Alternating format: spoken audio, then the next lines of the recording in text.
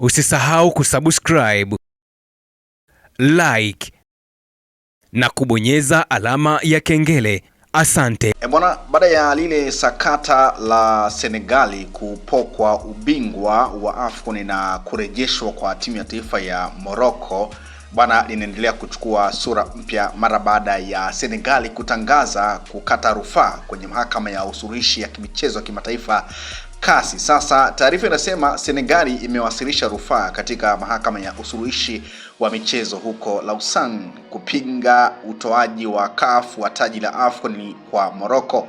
Bwana, huu unaashiria mwanzo wa mchakato mrefu ambao unaweza kudumu miezi kadhaa kabla ya uamuzi wa mwisho kufikiwa. Katika taarifa iliyochapishwa Machi 25, 2026, CAS yenye makao yake Lausanne kule Uswizi ilithibitisha kuwa imesajili rufaa iliyowasilishwa na FSF dhidi ya CAF na shirikisho la soka la kifalme la Morocco.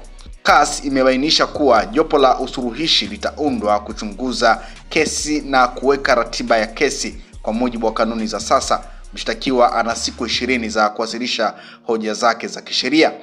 Katika uamuzi wa kihistoria, bodi ya rufaa ya CAF iliamua kwamba timu ya taifa ya Senegal ilipoteza fainali ya AFCON baada ya wachezaji kadhaa kutoka uwanjani hadi kwenye chumba chao cha kubadilishia nguo wakipinga uamuzi wa mwamuzi. Uamuzi huo ulisema Senegal ilikiuka vifungu vya 82 na 84 vya kanuni za AFCON walipotoka uwanjani wakati wa mchezo. Kwa hiyo taarifa ni kwamba CAS wamethibitisha kupokea taarifa ya Senegal kwa ajili ya rufaa ambayo wameikata mara baada ya shirikisho la soka Afrika CAF kutangaza kuipoka ushindi na ubingwa na kuikabidhi. Kwa hiyo CAS bwana wamethibitisha kwamba tayari wamepokea taarifa ama rufaa ambayo Senegali wameweza kuikata. Lakini wakati CAS wakithibitisha hilo, bwana, hali inazidi kuwa tete kwenye mivutano ya kisheria ya AFCON 2025. Bwana, wakili maarufu wa Senegali Mi Seydou Diagne amethibitisha kuwa mambo mawili ya Morocco yaliyowasilishwa kwenye mamlaka ya rufaa yamekataliwa rasmi. Morocco ilikuwa ikiomba kurejeshewa zawadi ya pesa ubingwa AFCON 2025, medali zote za mchezaji mmoja zilizotolewa wakati wa finali ya AFCON 2025.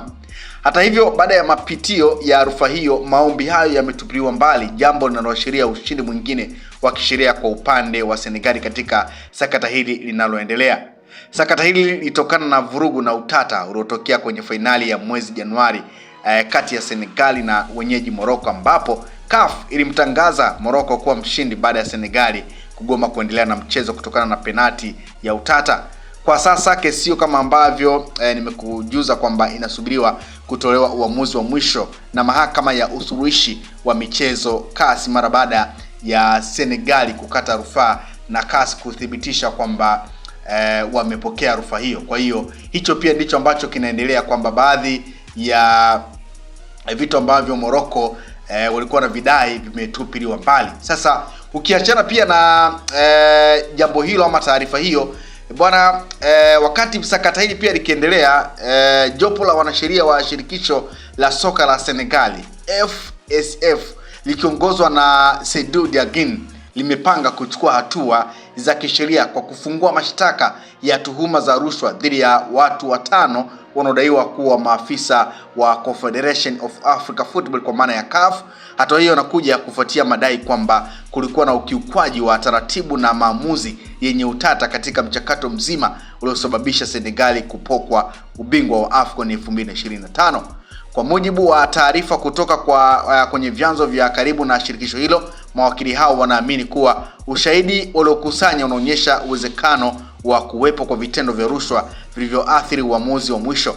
Endapo kesi hiyo itafunguliwa rasmi, inatarajiwa kuzua mjadala mkubwa ndani ya soka la Afrika na kuongeza shinikizo kwa CAF kutoa ufafanuzi wa kina kuhusu mchakato uliotumika kufikia uamuzi huo wa utata. Kwa hiyo wakati sakata hili likiendelea, bwana, watu 5 wanahusishwa na masuala mazima ya rushwa kwenye ule mchakato ambao ulifanyika wa kuipoka Senegali ubingwa wa AFCON. Kwa hiyo shirikisho la soka la Senegal likiongozwa na Seydou Diagne limepanga kuchukua hatua za kisheria kwa kufungua mashtaka ya tuhuma za rushwa dhidi ya watu hao watano. Kwa hiyo wakati rufaa ikiwa imeshakwisha kupokelewa kule kwenye mahakama ya usuluhishi ya kimichezo CAS, bwana, kumebainika ama taarifa inazungumza kwamba kuna watu watano ambao wanahusishwa na vitendo vya rushwa kwenye ule mchakato ambao uliamua Senegali kupokwa ubingwa wa AFCON na kupewa timu ya taifa ya Morocco. Kwa hiyo ni moja pia kati ya taarifa ambayo ipo kuhusiana na sakata hilo ambalo linaendelea. Lakini baada ya shirikisho la soka Afrika CAF kutangaza kuipoka ushindi Senegali na kuipa Morocco, bwana, nahodha wa timu ya taifa ya Morocco Hakim, bwana, yeye anasema mama yangu aliniambia nikatae kombe la AFCON rasmi, na kataa kupokea kombe hilo, na ninatumaini wachezaji wenzangu pia watafanya hivyo. Tulikuwa na nafasi ya kushinda lakini hatukufanikiwa. Hivyo hiyo ndio soka, wakati mwingine unashinda na wakati mwingine unapoteza. Senegali waliwashinda kwa haki na walistahili ushindi huo.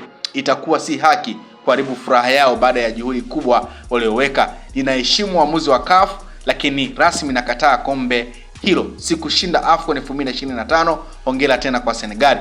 Bana, hiyo ni kauli ya Achraf Hakim akizungumza na Marca wakati akifanyiwa mahojiano. Kwa hiyo wakati sakata likiendelea na wakati CAS wakiendelea kutazama ni kwa namna gani pengine haki itatendeka, Hakimu yeye anasema kwamba hatopokea kikombe hicho, kwa maana naamini walioshinda ni timu ya taifa ya Senegali na si timu ya taifa ya Morocco. Bwana, ni moja kati ya sakata ambalo limezua mtafaruku mkubwa sana na mgongano mkubwa sana miongoni mwa wapenda soka na wadau wa soka duniani kote, si tu Afrika. Tumeona pia baadhi ya wanasoka Ulaya wakitoa maoni yao juu ya uamuzi ambao ulichukuliwa na shirikisho la soka barani Afrika CAF mara baada ya kutangaza kuipoka ubingwa wa Senegali na kuipa timu ya taifa ya Morocco. Pep Guardiola pia naye alizungumza kwa maoni yake, lakini pia nyota kadha wa kadha wakubwa duniani nao pia walitoa maoni kuhusiana na sakata ambalo mpaka sasa linaendelea. Lakini kwa sasa tunasubiria maamuzi ya mwisho ya CAS juu ya kile ambacho kiliweza kuamuliwa na shirikisho la soka barani Afrika CAF. Lakini tukiambiwa pia kuna taarifa za watu watano kuchukuliwa hatua na shirikisho la soka la Senegali kwamba walihusika kwenye mchakato wa kuipoka Senegali ubingwa na kuipa Morocco ubingwa, kwa maana kuna vile vitendo vya rushwa ambavyo vilihusika. Kwa hiyo tunasubiria pia kuona nini ambacho kitatokea, lakini kwa sasa bado wakati baada ya shirikisho la soka barani Afrika kutangaza kuipoka ubingwa Senegali na kuipa Morocco, bado hatujaona kile ambacho kimefanyika, kwa maana ya Morocco kukabidhiwa ubingwa ama kukabidhiwa medali kwa nyota wa Morocco. Kwa hiyo kwa sasa tunasubiria tu nini ambacho kitaamuliwa na mahakama ya usuluhishi ya kimichezo CAS mara baada ya Senegali kukata rufaa kupinga uamuzi ambao Usisahau kusubscribe, like na kubonyeza alama ya kengele. Asante.